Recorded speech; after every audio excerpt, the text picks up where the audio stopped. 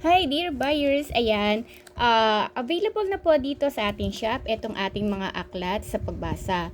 So dito, meron tayong 5 unit na pwedeng gamitin natin sa ating mga anak kung nakikita na natin sila na interesado ng matutong magbasa. Sa 5 unit na to, ito yung available natin. Una, ang unit 1, ito yung aklat sa alpabetong Filipino. Ayan, dito sa aklat ng alpabetong Filipino, ito yung makikita agad natin dyan.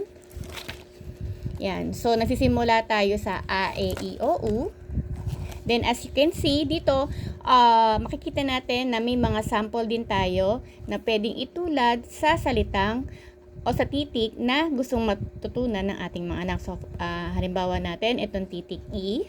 Ayan. So, nandito yung itlog, isda, ilaw. And then, syempre, ayan, pwede rin natin silang turuan kung ano yung titik na nandito. Yan. So, pwede nila isulat yan dito sa unang letra. And then, syempre, after natin yan, eto naman tayo sa aklat ng mga katinig. Yan. So, eto na yung B, D. Yan, di ba? Pa, yan. Eto na yung mga makikita natin. And then, syempre, mga letrang hiram. So, eto yung C, F, N, J, V, Q, Z, and X. Ayan. So, ito yung ating makikita natin dyan. Ayan. Then, syempre, susunod natin sa unit 2 naman natin is aklat naman sa abakada. Yan. Dito sa aklat ng abakada, ito naman ng mga nilalaman yan. Syempre, ang abakada natin. Then, syempre, yan. May mga aralin yan. So, dito, kung makikita ninyo, pwede nang matuto sila paunti-unti na rin. Yan. Bawat to, A, E, Ma, Me, Sa. Yan, diba? So, kapag dinagdagan yung dinagdagan ng ibang katinig or titik yung ating mga letra dito. Ito na yung mapag-aaralan nila. Yan, diba? So, halimbawa ito, ang titik A, E, pag nilagyan ng Ma, ang magiging basa na natin dyan ay Emma. Ganon. And then, sumunod dyan.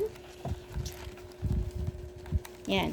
So, halimbawa dito, itong aralin natin 23, mga pantig, nagagay, kikogo. So, dito, nakita nyo naman, meron siyang basahin ng mga salita, gumuhit ng linya papunta sa larawan. So, halimbawa ito, di ba? Pag pinabasa natin yan, anong word yan? Gagamba. So, hahanapin nila dito sa mga drawing na to, asaan yung picture or larawan ng gagamba. Ima-match nila yan. And then, syempre, sumunod naman natin yung Unit 3 natin, ang aklat sa marungko. Dito sa aklat ng marungko, ito naman yung mapag-aaralan na nila. 'Di ba? So dito, andyan na yung matututo sila or gagabayan sila din sa pagbasa. Yan, itong titik A, Ma at Sa. And then, ito na yung mga salita na pwede nilang mabasa rito. So dito sa ating aralin para dito sa ating marungko, yan, hanggang aralin 40 yan. Ayan. And then, syempre, meron din tayo sa unit 4 dito, magbasa tayo. So, dito, eto na sila. Matututo na silang magbasa ng mas mabilis. At syempre, matututo na nilang sagutin yung mga tanong na angkop dito. So, halimbawa dito, ang bata ay naglalaro. So, ang tanong, sino ang naglalaro? Diba, ang sagot ay ang bata. Ang puso ay kulay pula. Anong kulay ng puso? Diba? So, dito matututo na ngayon para meron ng interaction mula doon sa binabasa nila at sasagutin naman nila dito yung mga katanungan para doon. And then, syempre, meron din tayong unit 5. Ito, maikling kwento. Dito sa maikling kwento, ayan. So, halimbawa ito si Lola, matanda na si Lola. Siya ay si Lola Linda. Puti ang buhok niya. Kulubot ang kanyang balat, ngunit siya ay malakas pa. Mahal ako ni Lola at mahal ko rin siya. So, after nilang basahin ito, itong mga kwento na to, susunod naman ay sasagutin nila itong katanungan. Ay, sandali lang.